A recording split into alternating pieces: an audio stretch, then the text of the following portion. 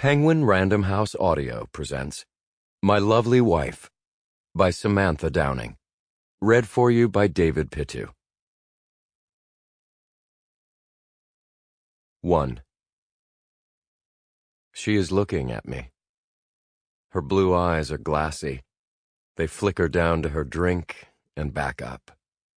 I look at my own drink and can feel her watching, wondering if I'm as interested as she is. I glance over and smile to show her I am. She smiles back. Most of her lipstick is gone, now a reddish smear on the rim of her glass. I walk over and take the seat next to her. She fluffs her hair. It is unremarkable in both color and length. Her lips move, she says hello, and her eyes are brighter. They look backlit. Physically, I appeal to her the same way I would appeal to most women in this bar. I am 39, in excellent shape, with a full head of hair and a deep set of dimples, and my suit fits better than any glove. That's why she looked at me, why she smiled, why she is happy I have come over to join her. I am the man she has in mind. I slide my phone across the bar toward her. It displays a message. Hello. My name is Tobias. She reads it and crinkles her brow, looking back and forth between the phone and me. I type another message. I am deaf. Her eyebrows shoot up. She covers her mouth with one hand, and the pink rises on her skin. Embarrassment looks the same on everyone. She shakes her head at me. Sorry, so sorry. She did not know. Of course you didn't. How could you? She smiles. It is not quite whole. I am no longer the picture in her head, no longer the man she imagined, but now she isn't sure what to do.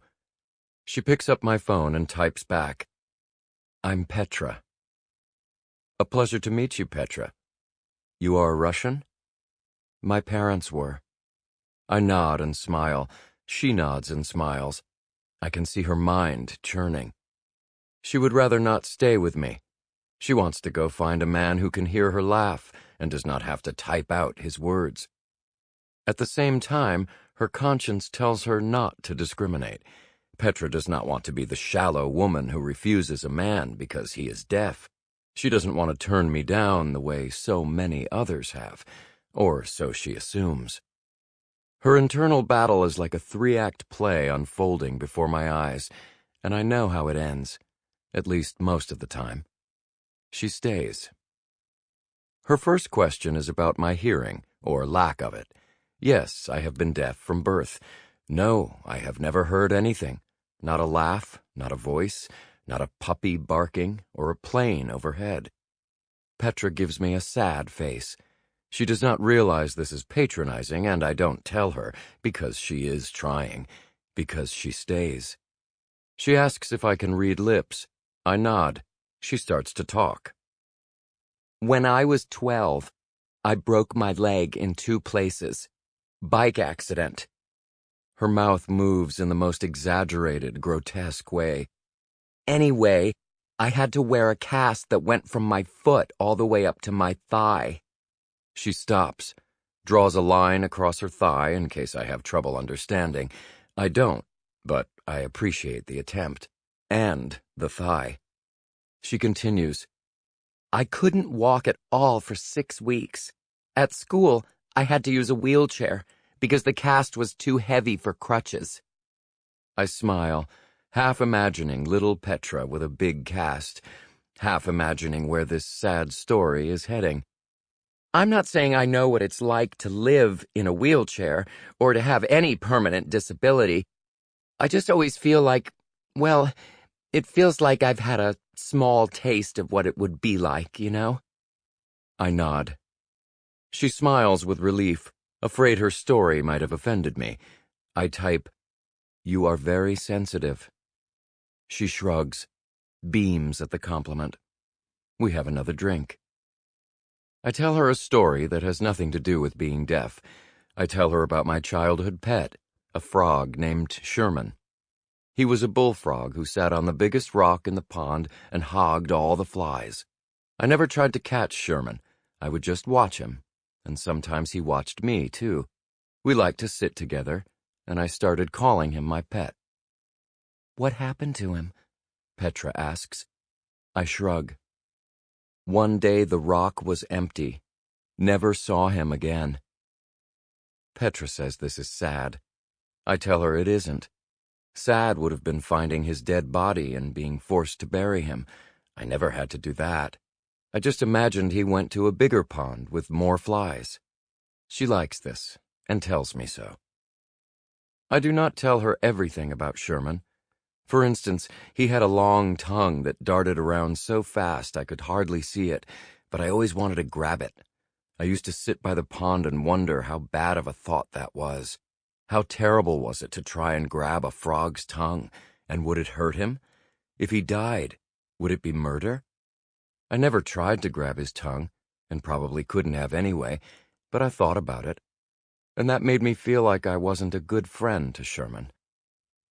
Petra tells me about her cat, Lionel, who is named after her childhood cat, also named Lionel.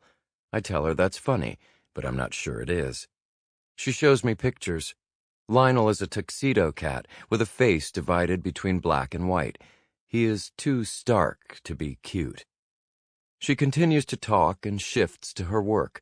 She brands products and companies, and she says it's both the easiest and the most difficult thing. Difficult in the beginning because it's so hard to get anyone to remember anything, but as more people start to recognize a brand, it becomes easy.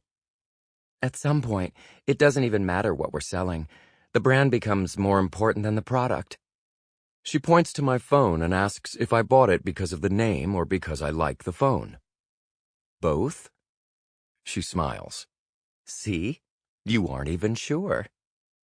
I guess not. What do you do? Accountant. She nods. It is the least exciting profession in the world, but it is solid, stable, and something a deaf guy can easily do. Numbers don't speak with a voice. The bartender comes over. He is neat and clean, college-aged. Petra takes charge of the ordering, and it is because I am deaf. Women always think I need to be taken care of. They like to do things for me because they think I am weak. Petra secures us 2 more drinks and a fresh bowl of snacks, and she smiles like she is proud of herself. It makes me laugh. Silently, but still a laugh. She leans toward me and puts her hand on my arm, leaves it there. She has forgotten I am not her ideal man, and our progression is now predictable. It's not long before we go to her place. The decision is easier than it should be, though not because I find her particularly attractive. It is the choice. She gives me the power to decide.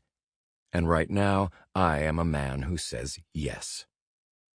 Petra lives downtown, close to the bar, in the middle of all the big branding signs. Her place is not as neat as I'd expected. There's clutter everywhere, papers and clothes and dishes. It makes me think she loses her keys a lot. Lionel is around here somewhere, hiding probably. I don't look for that stark cat. She flits around, dropping her bag in one place and removing her shoes in another. 2 glasses appear, filled with red wine, and she leads me into the bedroom. She turns to face me, smiling. Petra has become more attractive. Even her plain hair seems to sparkle. It is the alcohol, yes, but it's also her happiness. I get the feeling she has not been this happy in a while, and I'm not sure why. Petra is attractive enough. She presses up against me, her body warm, her breath soaked in wine. She takes the glass out of my hand and puts it down. I do not finish drinking it until much later, when we are in the dark and the only light is from my phone. We type back and forth, making fun of ourselves and the fact that we do not know each other. I ask, favorite color? Lime green. Ice cream? Bubble gum. Bubble gum? The blue stuff? Yes. Who says that? What's your favorite? French vanilla. Pizza topping? Ham. We're done here. Are we? Wait, are we still talking about pizza? We are not talking about pizza.